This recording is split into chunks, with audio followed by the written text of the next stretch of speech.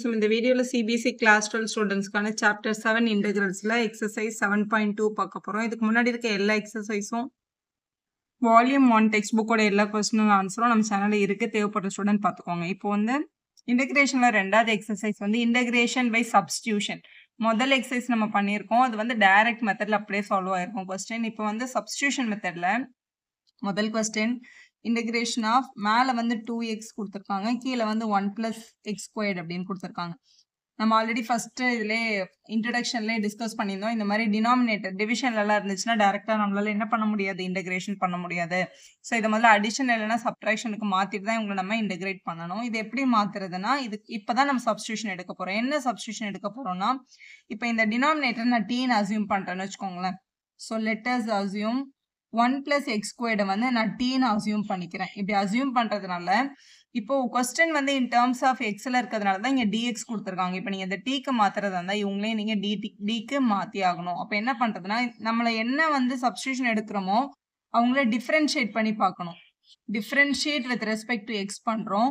1 வந்து 0 ஆகிடும். x² differentiate பண்ணால் 2x. இங்கே டி இருக்கா, டீயை டிஃப்ரென்ஷியேட் பண்ணால் dt/dx அப்படின்னு கிடைக்கும் நமக்கு.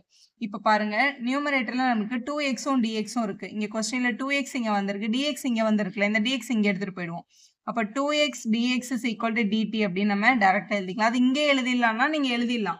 ஃபர்ஸ்ட் உங்களுக்கு பேசிக் புரியணும். முதல் கொஸ்டின் நான் இங்கே எழுதி காமிச்சிருக்கேன். So 2x dxன்றது dtயாக மாறிடுக்கு. இந்த கொஸ்டினில் இந்த 2x dx பதிலாக dtயும் டினாமினேட்டரில் இருக்க இந்த 1 + x² பதிலாக நம்ம சப்ஸ்டியூஷன் எடுத்த டீயும் எடுத்து எழுதிக்கலாம். So integration of 1/t dt அப்படின்னு அர்த்தம் இதுக்கு. So integration of 1/x dx அப்படின்னா நம்ம என்னென்னு பார்த்துருக்கோம், log x அப்படின்னு பார்த்துருக்கோம் இல்லையா. ஸோ அதே மாதிரி தான் இங்கே 1/t dt அப்படின்னு இருக்குது. ஸோ இவங்களை இன்டெகிரேட் பண்ணும்போது நமக்கு என்ன கிடைச்சிருக்கும், log t + c அப்படின்னு எழுதிடலாம். இப்போ log பக்கத்தில் நெகட்டிவ் நம்பர் வரக்கூடாதுன்றதுனால மாடுலஸ் சைன் போட்டிருக்கோம். ஸோ log ஆஃப் டீக்கு பதிலாக நம்ம எடுத்த சப்ஸ்டியூஷன் யார், 1 + x² தானே. அப்போ 1 + x² போட்டு +c அப்படின்னு எழுதி கம்ப்ளீட் பண்ணிடலாம். கொஸ்டின் நம்பர் 2 இப்படி இருக்கு, log x ² x அப்படின்னு இருக்கு. ஸோ இதுவும் டினாமினேட்டரில் இருக்கிறதுனால டைரக்ட் இன்டெகிரேஷன் பண்ண முடியாது. அப்போ யாரை வந்து டீன்னு அசியூம் பண்ணால் இன்னொரு டேர்ம் டிடின்னு மாறும் அப்படின்றத நம்ம தான் ஆக்சுவலாக யோசிக்க ஆரம்பிக்கணும். இப்போ நான் இப்போ மேலே இருக்கிற இந்த log x வந்து டி அப்படின்னு நம்ம அசியூம் பண்ணிக்கிட்டோம் அப்படின்னா ரெண்டு பக்கமும் டிஃப்ரென்ஷியேட் பண்ணும்போது log x டிஃப்ரென்ஷியேட் பண்ணால் 1/x வரும். டீயை வித் ரெஸ்பெக்ட் டு டிஃப்ரென்ஷியேட் பண்ணால் dt/dxன்னு வரும். இந்த டினாமினேட்டரில் இருக்க dx நம்ம இந்த பக்கம் எடுத்துகிட்டு போய்க்கலாம். அப்போ 1/x dxன்றதை நம்ம என்னென்னு எழுதிக்கலாம், dtன்னு எழுதிக்கலாம். இப்போ இந்த இடத்துல டினாமினேட்டரில் ஒரு x இருக்குது, இங்கே ஒரு dx இருக்குது. அப்போ dx/xன்னு இருக்கிறது தானே dt. அப்போ இந்த dx/x dtயாக மாறிடும், இந்த log x வந்து நம்ம டீன்னு சப்ஸ்டியூட் பண்ணுறதுனால. அப்போ இன்டெகிரேஷன் ஆஃப் இந்த log x அப்படின்றது t ஆயிடுச்சு. இங்கே இருக்கிற ஸ்கொயர் அங்கே தான் இருக்கும். இந்த dx/x அப்படின்றத dtன்னு போட்டுக்கலாம். அப்போ t² இங்கே dtன்னு வந்திருக்கும். ஸோ இப்போ இது பேட்டர்ன் பாருங்க, x⁴n மாதிரி கிடைச்சிருச்சு. இன்டெகிரேஷன் ஆஃப் x⁴n dx அப்படின்னு இருக்கு. x⁴n இன்டெகிரேட் பண்ணா x⁴n + 1/n + 1 அப்படின்னு நம்ம படிச்சிருக்கோம் இல்லையா, அதுதான் t²க்கு பண்ணோம். இப்போ t² இன்டெகிரேட் பண்ணா t⁴2 + 1/2 + 1 அப்படின்னு எழுதிடலாம். அப்போ t⁴3/3 + c அப்படின்னு கிடைச்சிருக்கும் வேல்யூ. ஸோ டீன்றது நம்ம கொஸ்டின்ல யார் எடுத்திருக்கோம், log x எடுத்திருக்கோம் இல்லையா. அப்போ இந்த டீக்கு பதிலாக log x சப்ஸ்டியூட் பண்ணிருங்க. ஸோ log x ⁴ டினாமினேட்டரில் ஒரு 3, அதுக்கப்புறம் இங்கே +c அப்படின்னு எழுதிருங்க. இதான் உங்களோட ஃபைனல் ஆன்சர். ஸோ லாக் பக்கத்தில் நெகட்டிவ் அவாய்ட் பண்ணுறதுக்காக log ஆஃப் இந்த மாதிரி மாடுலஸ் சிம்பிள் போட்டுக்கலாம். அடுத்த கொஸ்டின் பாருங்க, டினாமினேட்டரில் அடிஷன் சிம்பிளோட கொடுத்துருக்காங்க. ஸோ டினாமினேட்டரில் இந்த மாதிரி அடிஷன் சிம்பிள் இருந்துச்சுன்னா ஏதாவது காமன் டேர்ம் வெளில எடுக்க முடியுதான்னு பாருங்க ஃபர்ஸ்ட். ஸோ 1/ இங்கே எக்ஸ் இருக்குது, இங்கேயும் எக்ஸ் இருக்குது. ஸோ எக்ஸை வெளில எடுத்துட்டோம்னா இதை 1 + log x அப்படின்னு எழுதிக்கலாம். ஏன்னா அப்போ தான் நம்மளோட சப்ஸ்டியூஷன் எடுக்கும்போது நமக்கு கொஞ்சம் ஈஸியாக இருக்கும். ஏன்னா நம்மளுக்கு வந்து இப்போ இந்த 1 + log x டீன்னு அசியூம் பண்ணிட்டோம்னா இந்த 1/x dxன்றது நமக்கு ஈஸியாக டிடியில் வரும். இங்கே பாருங்களேன், லெட்டர்ஸ் அசியூம் 1 + log x அப்படின்ற டேர்மை வந்து டி அப்படி, ஏன்னா இதில் இப்படி x × log x நம்ம டீன்னு அசியூம் பண்ணோம்னா x + tன்னு வந்துடும். அதுக்கப்புறம் அந்த டிடியும் நமக்கு கிடைக்காது. அதனால காமன் டேர்ம் எடுத்துகிட்டு தான் நம்ம அப்ளை பண்ணுறது ஈஸியாக இருக்கும். இதை டீன்னு எடுத்துக்கலாம். இப்போ ரெண்டு பக்கமும் டிஃப்ரென்ஷியேட் பண்ணுறோம். 1 டிஃப்ரென்ஷியேட் பண்ணால் 0, log x டிஃப்ரென்ஷியேட் பண்ணால் 1/x, டீயை டிஃப்ரென்ஷியேட் பண்ணால் dt/dx அப்படின்னு கிடைக்குது. இந்த டினாமினேட்டரில் இருக்க dx இங்கே எடுத்துகிட்டு வந்துடலாம். ஏன்னா 1/x dx தான் நம்மக்கிட்ட இருக்குது கொஸ்டினில். 1/x dx = dt அப்படின்னு எழுதிக்க முடியும். இப்போ கொஸ்டினுக்கு வரலாம். இன்டெகிரேஷன் ஆஃப் மேலே இருக்கிற 1 அங்கே தான் இருக்குது, 1 plus log x அப்படின்றத வந்து நம்ம tன்னு எழுதிட போறோம். இங்க இருக்கிற இந்த xம் இந்த dxம் dx by x அப்படின்றது dt. அப்ப இந்த dt எழுதிக்கலாம். எப்பவுமே இந்த dt வருதுல்ல இந்த ரெப்ரசன்ட் பண்ற டேர்ம் அது என்னைக்குமே டினாமினேட்டர்ல வராது. ஸோ 1 by t அப்படின்னு கிடைச்சிருச்சு. So integration of 1 by t. So integration of 1 by x dxன்றது யாரோட ஃபார்முலா? log x ஓட ஃபார்முலா.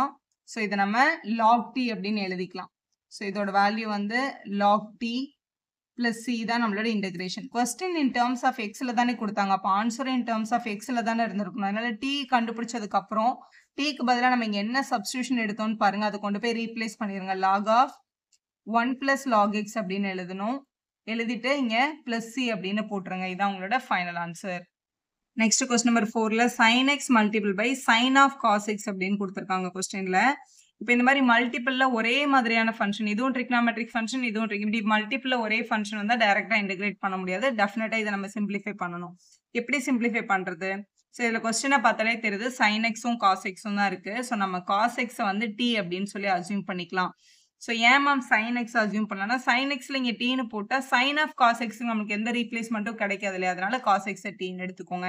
இப்போ ரெண்டு பக்கமும் டிஃபரன்ஷியேட் பண்ணிக்கலாம். cos x நம்ம ஆக்சுவலா இங்க பண்றது வந்து differentiate with respect to x தான் நம்ம பண்றோம் சப்ஸ்டிடியூஷன்ல கண்டுபிடிக்கிறதுக்கு. cos x டிஃபரன்ஷியேட் பண்ணா மைனஸ் sin x அப்படின்னு வந்துரும். t டிஃபரன்ஷியேட் பண்ணும்போது dt by dx அப்படின்னு கிடைக்கும். ஏன்னா நம்ம with respect to x differentiate பண்றதுனால. இப்போ கேள்வியில sin xம் dxம் தான் இருக்கு கொஸ்டின்ல. இந்த மைனஸ் சைன் எனக்கு வேண்டாம். மைனஸ் அந்த பக்கம் வச்சுட்டு dx இங்க எடுத்துட்டு வந்துக்கலாம். அப்ப sin x dx is equal to minus dt அப்படின்னு எழுதிக்கலாம் நம்ம. இப்போ ரீப்ளேஸ் பண்ணலாம். ஃபர்ஸ்ட் இந்த sin ஆஃப் cos x இருக்கு கொஸ்டின்ல. இந்த சைன் எதுவுமே பண்ண முடியாது. சைன் அப்படியே தான் இருக்கும். இந்த cos x வந்து tன்னு மாறிடுச்சு. அப்ப இது sin t. இந்த sin xம் இந்த dxம் சேர்ந்து தான் dtன்னு மாறிடும். மைனஸ் dt அப்படின்னு இருக்கு. மைனஸ் சைனை வெளில போட்டுட்டு dt இங்க எழுதிக்கோங்க. So integration of sin t dt அப்படின்னு கிடைச்சிருச்சு. So basic rule. So sin x dx அப்படின்றது நம்மளோட இன்டகிரேஷன் இருந்துச்சுன்னா உங்களோட இன்டகிரேஷன் வேல்யூ வந்து minus cos x plus c அப்படின்றது நம்மளோட பேசிக் ரூல். அப்போ இங்க வெளியில இருக்க மைனஸ் அங்கே தான் இருக்கு. இன்டகிரேஷன் ஆஃப் சைன் பண்ணும்போது நமக்கு என்ன கிடைக்கும்? மைனஸ் cos t அப்படின்னு கிடைச்சிருக்கும். இங்க ஒரு பிளஸ் சின்னு எழுதிடலாம். இந்த மைனஸும் மைனஸும் கேன்சல் ஆச்சுன்னா வெறும் cos தான். tக்கு பதிலாக நம்மளோட சப்ஸ்டியூஷன் என்னது? cos x. அப்போ cos of cos x plus c அப்படின்னு எழுதிட்டீங்கன்னா அதுதான் உங்களோட ஃபைனல் ஆன்சர். அடுத்த கொஸ்டின் நம்பர் 5ல sin of ax plus b multiple by cos of ax plus b dx அப்படின்னு கொடுத்துருக்காங்க கொஸ்டின்ல. இப்போ இது வந்து டைரக்ட் சப்ஸ்டியூஷன்லேயே நம்ம சால்வ் பண்ணலாம். இப்போ இதை சப்ஸ்டியூட் பண்ணாம கூட இதை சால்வ் பண்ண முடியுது பாருங்களேன். எப்படி தெரியுமா பண்ண முடியும்? உங்களோட பேசிக் நம்ம படிச்ச நம்மளோட கிளாஸ் 11ஓட ஃபார்முலால நமக்கு தெரியும் sin 2x அப்படின்றத வந்து என்னன்னு எழுதிக்கலாம்னா 2 times sin x cos x அப்படின்னு எழுதிக்கலாம். இது உங்களுக்கு நல்லா தெரிஞ்ச ஒரு ரூல். ஏன்னா இங்க sin பக்கத்துல இருக்கிற டேர்மும் இங்க cos பக்கத்துல இருக்கிற டேர்மும் ஒரே மாதிரி இருக்கு பாருங்க.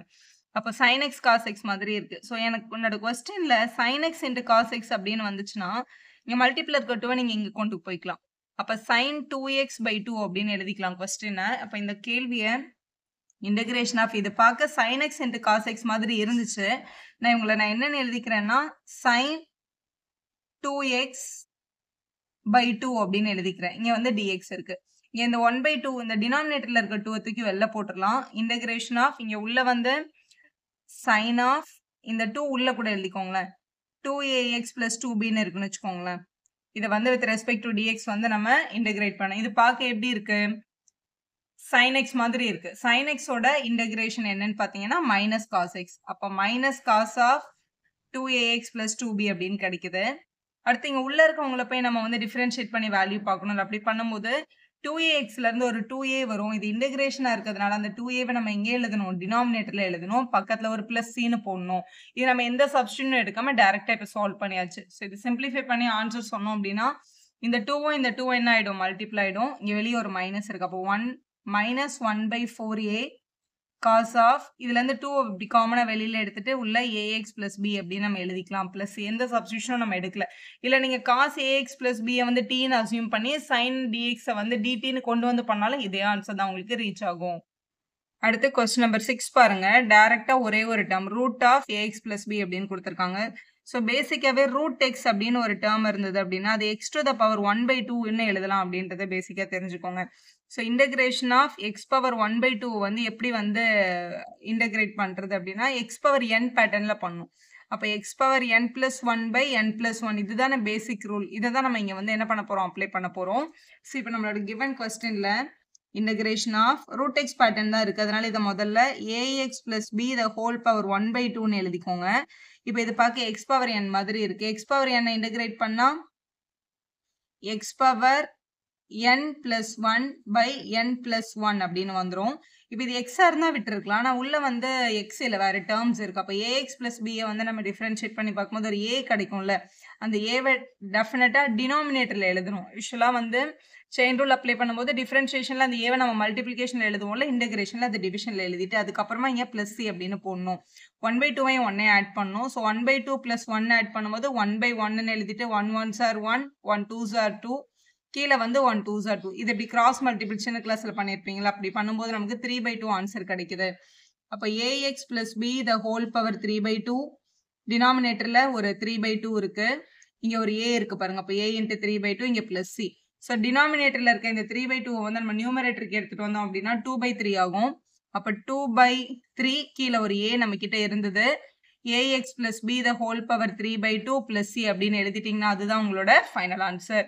வீடியோ யூஸ்ஃபுல்லா இருந்தா ஒரு லைக் போடுங்க, உங்க ஃப்ரெண்ட்ஸ்க்கும் ஷேர் பண்ணுங்க. Subscriber channel for more videos.